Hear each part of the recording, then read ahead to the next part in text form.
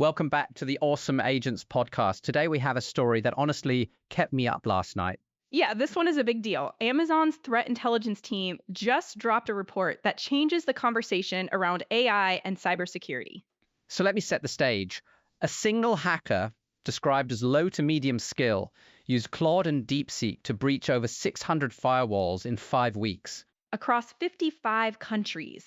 And here is the part that really matters. No zero-day exploits. None. Wait, so how did they get in? Exposed management interfaces and weak passwords. That is it. They scanned the internet for Fortinet, FortiGate admin panels, sitting on common ports, and just brute forced their way in. So the initial access was almost embarrassingly simple. Where does the AI come in?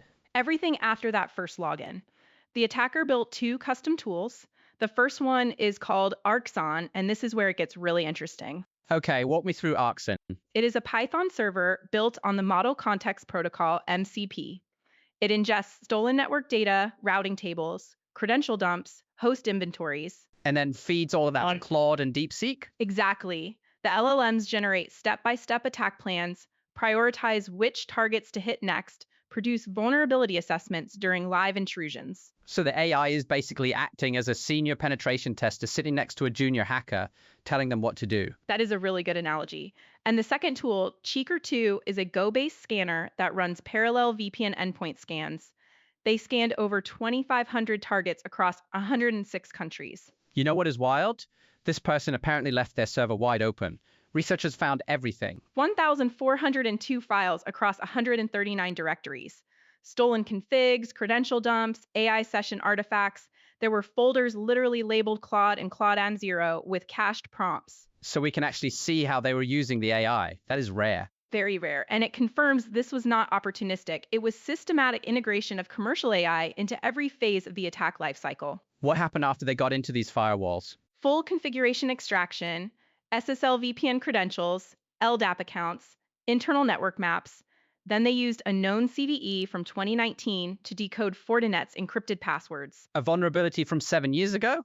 Still unpatched on hundreds of devices.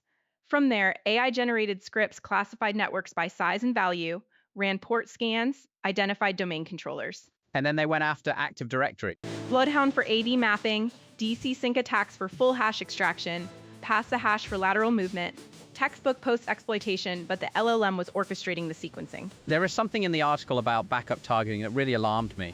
Right, they were specifically hunting Veeam backup servers, exploiting known CVEs, running PowerShell to extract backup credentials, even targeting QNAP NAS devices. That is pre-ransomware staging. Destroy the backups first, then encrypt everything. Exactly, they were building the infrastructure for a large-scale extortion campaign. Okay, so here is the paradox that I find fascinating. Amazon says the AI-generated code was actually kind of bad. It was effective at scale but fragile. Redundant comments, naive JSON parsing, poor error handling. Classic hallmarks of AI-generated code used without refinement. And when they hit a properly hardened system? The tools just broke. The attacker's notes, written in Russian, show they would just abandon difficult targets and move to easier ones. Volume over precision. So it is not that AI made them a great hacker, it made them a fast hacker. That is the key insight.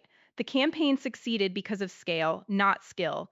And there are so many poorly configured firewalls out there that speed was enough. I mean, 600 breaches in 5 weeks. That is a pace no human could sustain manually. Not even close. And the defensive recommendations are things we have been saying for years.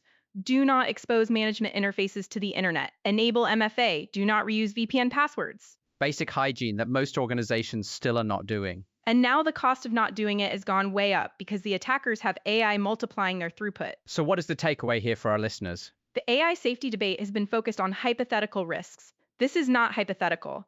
Commercial LLMs are already being used as force multipliers for real cyber attacks.